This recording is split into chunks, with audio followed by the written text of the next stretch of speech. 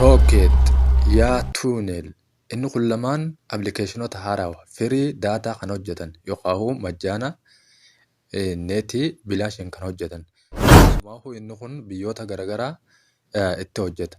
Assalaamu alaikum warahmatullahi wabarakatuh. Hordoftoota tiyya kabajamoo. Warreen tiktookiidhaan yookaan miidiyaa sooshaal miidiyaa garaagaraatiin karaa faayila kiyyaa jechaadha. Warreen hulii dhufuu teessanilleen akka dhuftanii sabiskiraayib, laayikii fi sheer akkuma ammaan tana godhaa jirtan kanatti itti fuftan abdiidhaan qaba. Warreen amma dura dhuftan ammoo galatooma. Warreen dhufuu teessan ashamaa. Mee gara barnootaatti deebina. Appilikeeshiniin kun akkamiin dalagaa eessaatti dalagaa kan jiru mee isa kana dura ilaalla. Inni kun mee Rocket kan jiru kana ilaalla. Rocket akkuma beekamu seentanii bakki buufattan Google Play Store kun waan nama dhibuu miti. Kanaafuu isa seenee viidiyoo dheeressuurra asiin gabaabsee isin garsiisuun irra filadha. Isin ammoo achi seentanii gabbuufachuun dirqama isin irra ta'a. Isa kana hogguu seennee inni appilikeeshiniin kun bifa kanaan fidaa. Bifa kanaan ammoo isin koodii maqaa keessanii fi maqaa waan feetanii itti hubuu dandeessan asitti immoo lakkoofsi dijiitii 6 hamma 8 yoo jaatti isin fudhachuu baate 8tti itti dabaltan. Inni kun ammoo itti fayyadamisaa keessisaa akkana jarreen firiin amma asirratti hojjetu jara sadeen kana. Kun amma zeen kunis ammoo zeen kun ammoo moobaayilii akka ta'e ni argitanii sawaa irratti garuu yaaliin goone sawaa irratti yaalii gootanii ilaaltan. Kanaasiin bira kunna kamidha inni oole fayyadame.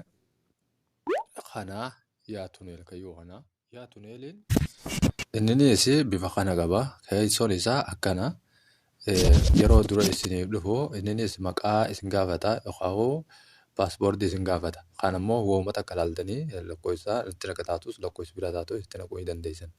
Inni immoo itti fayyadamni isaa akkana keessumoo gara gubbaa kanatti oliirra hogguu keessee bifa kanaan fida. Ammoo kophaatti moobaayiliirra yoo ni keesses moobaayilii mataa isaatti moobaayilii mataatti akkana fida. Garuu immoo firii keessaa irra kaayattu seetu filata.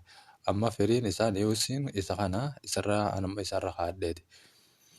Zeenitti dabarasumaani zeenis bifa kana irruma gadhooytee zeenitti hogguu dabarru zeen as keessaa kun hundinuu zeen keessaa firiidha.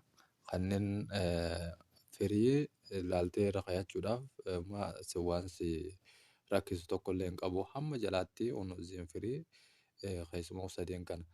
Bifa kana istiisii inni kun jabinaan kaan inni dalagu istiisii irratti ilaalee istiisii irra dalaga.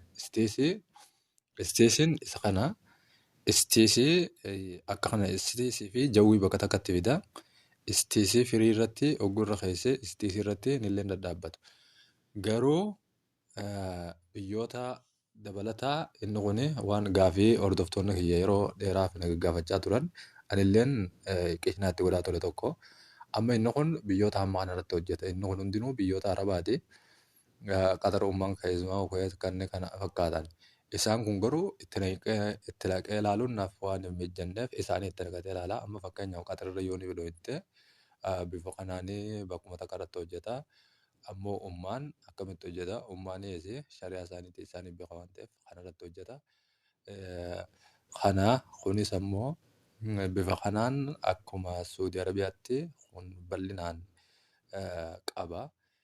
Itti fayyadama isaa warra achi jiruuf dhiifna. Kanaafuu kan amma asiin jennee keessaa baana.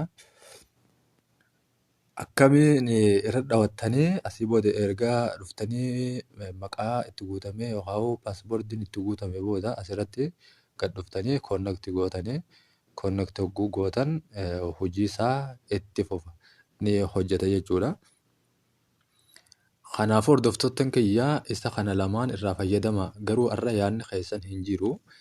Yaadni keessan kan naaf barreessitan koomentiin naaf keessan jajjabeessaa gara barnoota waan akkanaa fidii irratti jajjabina naaf kennitan. Kanaafuu warreen yaada waan akkanaa irratti hojjedhu jettanii yoo neef jiraatan taate waan san har'a waan hin lafaan qabneef kan isin fide waan ta'eef san fiddanii irratti isin hojjedha waan ta'eef gara fuulduraatti koomentii jalatti waan isiniif dhiyaachuu ni feetan barreessaan isinin ja'a. Assalaamu alaikum warahmatullahi wabarakatuh.